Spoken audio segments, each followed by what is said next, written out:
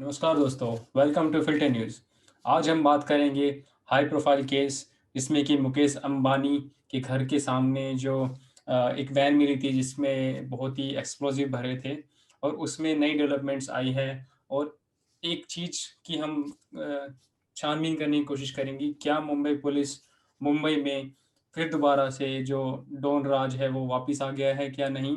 और दूसरा हम इस चीज़ की भी एनालिसिस करेंगे कि जो मुंबई पुलिस है उसने जो ढिलाई बरती है मुकेश अंबानी के केस में, वैसी ही ढिलाई उन्होंने सुशांत सिंह राजपूत केस में की थी। तो अनुज, आज हम इसी टॉपिक पे डिस्कस करेंगे। तो आपने देखा होगा लेटेस्ट कि सुशांत सिंह राजपूत केस में भी जो हुआ था कि बीजेपी या फिर एसएसआरएन से उन्होंने बोला था कि इसमें हाई प्रोफाइल लोगों का इन्वॉल्वमेंट है, जिसमें लोग बोल रहे हैं कि सलमान खान का और शिवसेना का भी इन्वॉल्वमेंट हो सकता है। बट सुशांत सिंह राजपूत केस में हमें कोई आउटपुट नहीं मिला। उसका रीज़न ये हो सकता है कि सुशांत सिंह राजपूत केस इसलिए ज़्यादा नहीं बढ़ा क्योंकि सुशांत सिंह राजपूत नहीं रहे जो खुद डिफेंड कर सकते हैं। लेकिन हुँ, जो डेवलपमेंट आई है मुकेश अंबानी केस में रिसेंट डेवलपमेंट ये है कि सचिन वाजे जो बहुत ही बड़े ऑफिसर हैं मुंबई पुलिस में, एक शार्प शूटर भी माने जाते हैं कई सालों से, उनको ऑल ऑफ सडन एनआईए ने अरेस्ट किया है। और इस केस में भी बीजेपी के कुछ सांसदों ने इस पर सवाल उठाया था कि सचिन वाजे को क्यों नहीं किडनैप किया गया। लेकिन उसमें फिर हमने बाद में देखा कि शिवसेना ने कहीं उसको सपोर्ट किया। ऐसी भी खबरें आई कि शिवसेना ने बोला कि नहीं, सचिन वाजे बहुत अच्छे हैं और उन्होंने ऐसा कुछ नहीं किया। बट एनआईए हुँ, ने अभी उनको पकड़ा और उससे पता चला कि उन्होंने कबूल लिया है कि वो ही थे जो उन्होंने जो वैन थी उसमें एक्सप्लोजिव रखे थे, जो बेसिकली स्कॉर्पियो कार थी। और जिस बंदे की स्कॉर्पियो कार थी उस बंदे का भी मर्डर हो गया था, और जिसको पहले बोला गया था कि ये सुसाइड है इनिशियल इन्वेस्टिगेशन में मुंबई पुलिस द्वारा। तो आज हम उसकी तहकीकात करेंगे कि ऐसा क्यों हो रहा है मुंबई में। और आपको क्या लगता है कि ये डेवलपमेंट्स आ रही हैं और एनआईए के इन्वॉल्वमेंट से हमें बातें पता चल रही है जो कि मुंबई पुलिस को खुद ही पता चल जानी चाहिए थी। तो उसकी एनालिसिस करते हैं। हुँ, हुँ। तो एक तरह से ये इस वक़्त महाराष्ट्र में वर्चस्व की लड़ाई चल रही है। जब से भाजपा और शिवसेना अलग हुए हैं, तब से एक तरह से वहाँ पर ये बिल्कुल लोगों को कन्फ्यूजन है कि किसके पास महाराष्ट्र का कंट्रोल है।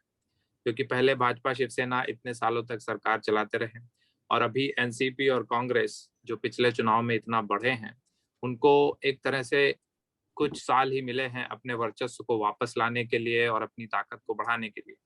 तो अगर हम एनालिसिस करें तो हमें ये सारी चीजें मुंबई पुलिस तो एक तरह से मोहरा है।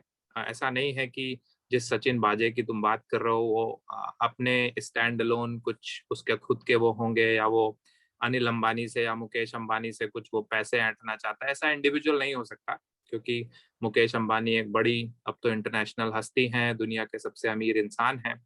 तो एक तरह से ये उन लोगों को और उन इंस्टीट्यूशन को एक तरह से डराने की या डिस्ट्रॉय करने की ताक एक पूरी बहुत बड़ा षड्यंत्र के रूप में देख सकते हैं हम इसको, जो भी भाजपा को सपोर्ट करते हैं। क्योंकि कुछ सालों में महाराष्ट्र के चुनाव फिर से होंगे और शिवसेना को अब ये पूरी तरह से पता है जब से उन्होंने हिंदुत्व को छोड़ा है और ऐसी पार्टियों के साथ उन्होंने मिलकर सरकार बनाई है जो एंटी नेशनल काम या फिर देश के विरोध काम करने के लिए फेमस है, जिन्होंने 60-70 साल तक कुछ भी नहीं किया। तो उन्हें पता है कि उनकी जो पूरी शिवसेना का जो राजनीतिक कैरियर है वो अब 3 साल से या जब भी अगले चुनाव हैं उससे ज्यादा का नहीं। क्योंकि एक बार शिवसेना की सीट कम हुई, उसके बाद कांग्रेस और एनसीपी भी उनको निकाल के बाहर कर देंगे जब वो उनके किसी काम के नहीं बचेंगे। तो ये 3-4 साल में ये लोग कोशिश कर रहे हैं कि जो भी चीजें हैं, इंस्टीट्यूशन हैं या लोग हैं जो भाजपा को सपोर्ट करते हैं, उनको कमजोर किया जाए ताकि आगे आने वाले चुनाव में फायदा हो सके। तो हमारे पास केसेस हैं, जैसे मुंबई पुलिस को कैसे उल्टे सीधे तरीके से यूज किया गया है हमारे सुशांत सिंह राजपूत के केस में भी, जहां पर ढेर सारे सबूत होने के बावजूद उन्होंने बोला कि ये तो सुसाइड केस है। और जो भी केस फाइल आगे बढ़ती है, भले ही वो कोर्ट में जाए या किसी मेडिकल चेकअप के लिए किसी अस्पताल में जाए, वो सारे सबूत वो वही करते हैं जो उनको पुलिस प्रोवाइड करती है। तो बहुत कुछ ये पुलिस के हाथ में होता है एक तरीके से कि वो केस को किस तरह से मोड़ दें। और ऐसा ही इस एंटेलिया के केस में भी हुआ था स्टार्टिंग में, जब पुलिस ने बोला कि जिस जो ओनर का जो ओनर था वैन का, वो उसकी आत्महत्या हुई है। जबकि बाद में जब ये निकला कि उसके मुंह के अंदर बहुत सारे रुमाल ठुसे हुए हैं और कुछ ऐसे संदिग्ध स्थिति में वो मरा है, जो सुसाइड का केस नहीं लग सकता।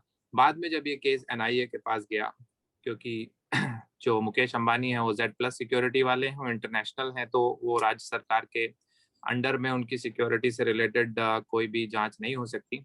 तो एनआईए ने जब उसको लिया, तब मुंबई पुलिस ने भी माना। उनको पता चल गया कि अब ये जो भी कवर अप करने की कोशिश कर रहे हैं वो एक तरह से काम नहीं आएगी।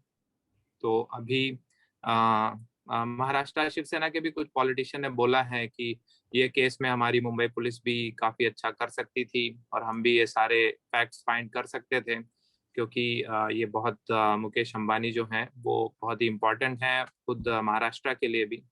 तो अभी धीरे धीरे ये सब लोग लाइन पर आ रहे हैं और आगे हमको ये देखने को मिलेगा कि जैसे ये सचिन बाजे पकड़ लिए गए हैं और इनसे निकल के बहुत सारी चीजें भी बाहर निकल कर आएंगी। लेकिन कुछ अनएक्सपेक्टेड चीजें भी हो सकती हैं कि कोई बोले कि कभी हमको खबर मिले कि सचिन बाजे भी एक तरह से उन्होंने भी आत्महत्या कर ली है किसी कस्टडी में या कुछ करके, वैसी हरकतें हो सकती हैं, क्योंकि एक बहुत अहम कड़ी पकड़ में आ गई है इस वक्त एनआईए के पास और उससे बहुत सारी चीजें जुड़ेंगी और वो बहुत सारे लोगों के नाम ले सकते हैं, ना सिर्फ इस केस को लेकर, क्योंकि वो बहुत कई दशकों से वो एक शार्प शूटर या जो आतंकवादियों को मारने वाले और ये सब उनको बोला जाता है, क्या क्या बोलते हैं उसको, शूट आउट स्पेशलिस्ट। तो हो सकता है बहुत सारे पुराने केसेस जिनको हम महाराष्ट्र में जिनको अ, दूसरे रूप से जानते हैं अभी, वो उन बातों के बारे में भी कुछ खुलासा करें और बहुत सारे लोगों के नाम इसमें आएंगे। तो हो सकता है कि सचिन बाजे भी कुछ दिनों बाद शायद ना रहें, अचानक से गायब हो जाएं या इनको किसी तरह से इनकी हत्या कर दी जाए। अनुज, इसमें एक और क्वेश्चन है मेरा। जैसे कि आपने बोला कि एनसीपी या फिर शिवसेना का जो गठबंधन है उसके कारण ये चीज़ें हो रही हैं। तो हमने एक लेटेस्ट डेवलपमेंट देखी थी कि अब शिवसेना जो मुस्लिम पार्टी है बेसिकली एआईएम उनके साथ मिलकर चुनाव लड़ने वाली है। तो क्या आपको हम्म। लगता है कि पॉलिटिक्स की डायरेक्शन शिवसेना की क्या होगी इस केस में? क्या वो फ्यूचर में बीजेपी के साथ जा सकते हैं अपनी उनको अपनी पुराना अस्तित्व जो भुला चुके हैं उसको याद कर कर, या फिर वो टोटली एक धुरी चेंज कर देंगे और मुंबई में सिर्फ दो ही पार्टियां होगी, एक बीजेपी और एक नॉन बीजेपी फ्रंट? मेरे ख्याल से शिवसेना इस वक्त बिल्कुल बीच राह पर खड़ी हुई है। उसको नहीं पता भाजपा के बिना कैसे रहना है। और क्योंकि भाजपा के साथ अगर आप नहीं हैं तो आप उन ऐसी पार्टियों के साथ हैं जिनका आपने शिवसेना के जब से बनी है तब से उन्होंने उसका विरोध किया है। अगर आप बाला साहब ठाकरे की बात करें तो वो कांग्रेस के कितना अगेंस्ट थे और कितना हिंदूवादी थे, पाकिस्तान के कितना अगेंस्ट थे और मुस्लिमों के कितना अगेंस्ट थे, वो सबको पता है। तो शिवसेना की वही एक जान है। शिवसेना के जो सपोर्टर अभी तक रहे हैं वो उसी वजह से शिवसेना को सपोर्ट करते हैं।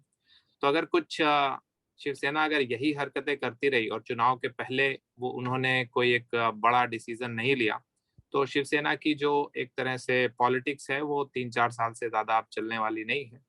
लेकिन उनके पास प्रॉब्लम ये है कि उनके पास कोई ऑप्शन भी नहीं है। अगर हम इसको कंपेयर करें, जैसे पाकिस्तान है, हमें पता है कि चाइना धीरे धीरे पाकिस्तान को कब्जा करता जा रहा है और पाकिस्तान के बिल्कुल फ्यूचर के लिए बहुत खराब है वो और पाकिस्तान को उसे रोकना चाहिए। लेकिन अभी पाकिस्तान के पास कोई ऑप्शन नहीं बचा है।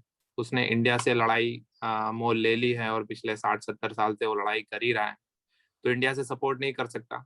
उसके जो मुस्लिम ब्रदरहुड वाली जो कंट्रीज थी, उन्होंने भी अब उनको उधार देना बंद कर दिया है और किसी तरह से उनको सॉरी, उनको बस अपने देश से निकालना चाहते हैं और सारे संबंध खत्म करना चाहते हैं। और जो इंटरनेशनल बैंक्स हैं, एमईए है, वो भी उनको अब किसी तरह का उधार नहीं दे रहे हैं।